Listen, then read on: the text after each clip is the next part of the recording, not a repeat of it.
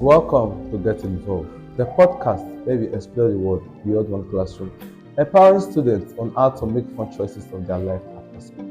I'm your host for today, Obeme Emmanuel, and so we are shining a light on crises that affect far too many bullying. Have you or someone you know felt a sting of bullying before? You are not alone. Join us as we explore the impact, signs, and ways to create a safer environment and more compassionate environment. Today, we're joined by Ms. Gladys Omorin, a veteran teacher of the college with 17 years of experience working with students, and an expositional student, Emoho Katrin, who is currently in SHCA. Thank you and welcome. So, bullying has been a long-age practice in secondary school, place of work, and even our society. So, can you share with us an experience when you have been bullied or bullied someone out of fun or intention? Thank you very much. I'm glad to be on this program. I'm Gladys Omori. Back then in secondary school, I used to be, by the grace of God, I used to be very brilliant. And there was this girl in my class. I attended an all-girls secondary school. So because she used to take first in class, and I came from another secondary school. When I came and she heard about me, she was like, this small girl, how will you now come from another school and start taking first in this school? So I was so thin. Okay. And then she nicknamed me Atinga. She started telling people that Atinga of a girl, and before you say Jack, the whole school started calling me Atinga because I was so thin, and I felt so bad. It affected me academically and emotionally. So bullying is not a good thing at all. Okay, so some students mistake bullying for discipline. So can you enlighten us on the difference? So to balance both scenarios of making mistake of each other attention. Bullying and discipline are very, very different. Discipline is a way of correcting a student or correcting students whenever they do something wrong. Discipline is not bullying. Bullying is hurting someone intentionally and repeatedly, which affects the person emotionally and physically. Whereas discipline is a corrective measure, so they are not the same. Actually, Okay. as she has said, bullying is the art of impacting and maltreating a student forcefully and collecting things from him or her, while discipline is also the art of correcting a child without imparting injury on him or her. Okay.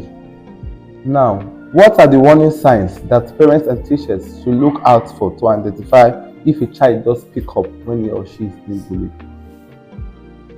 Many students will not speak up because they are scared of the persons that bully them, especially if they are in the junior classes, and the person that bullies them or the persons that bully them are in the senior classes. The fear of being punished in the hostel, the fear of being punished in the refectory. They will now decide to be on themselves, on their own. They will not report these issues, and it affects them emotionally, it affects their academics and their spiritual life. Okay. So teachers, parents, and the school authority should watch out for students who decide to be on their own. Students who don't mingle with other students, students who are never happy. They should always look at their facial expressions and the groups they keep. Students who are bullied are never happy, and they are always on their own.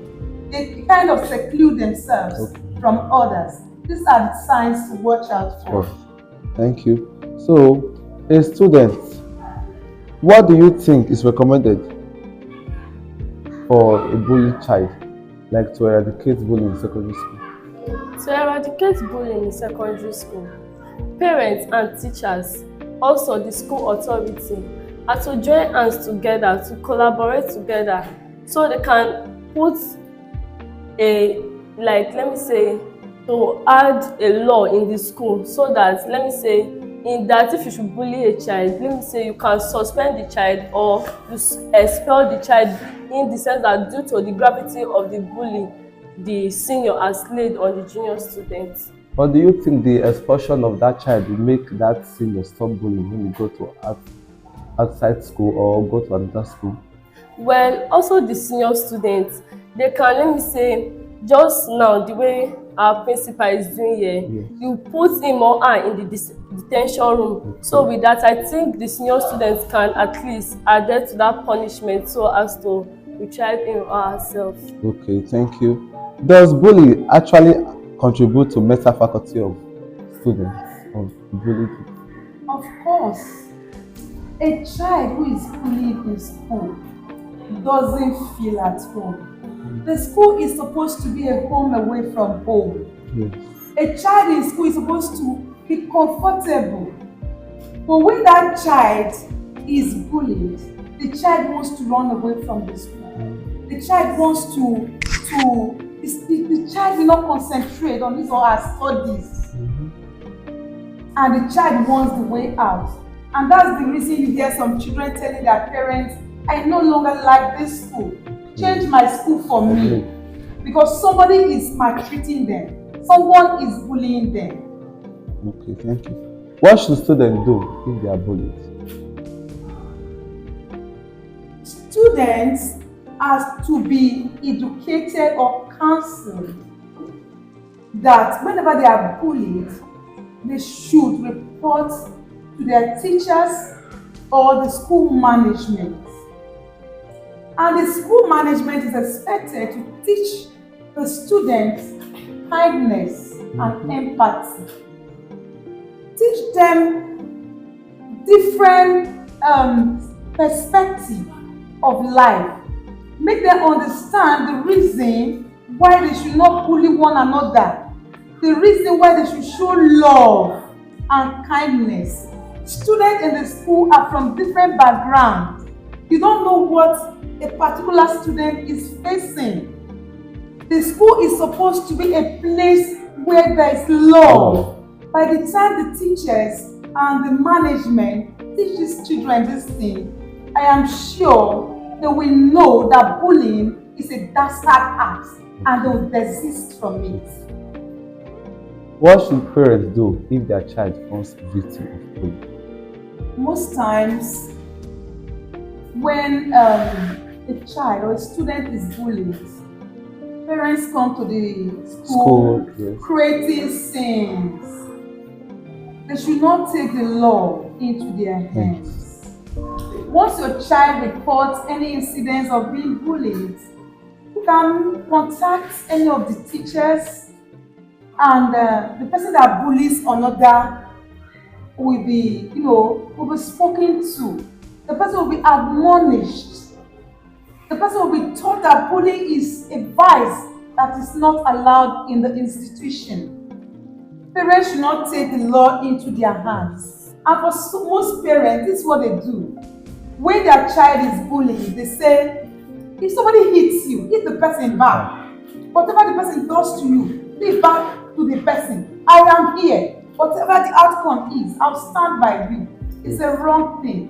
When your child is bullied, meet the teacher, they can address it.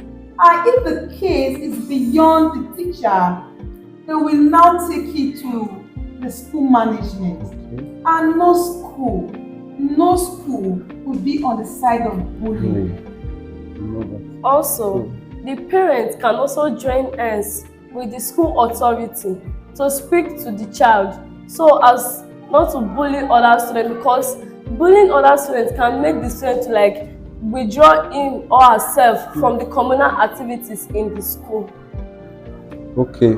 What strategies should institutions employ to eradicate bullying in secondary school or in school? First of all, students are supposed to be educated on the disadvantages of bullying.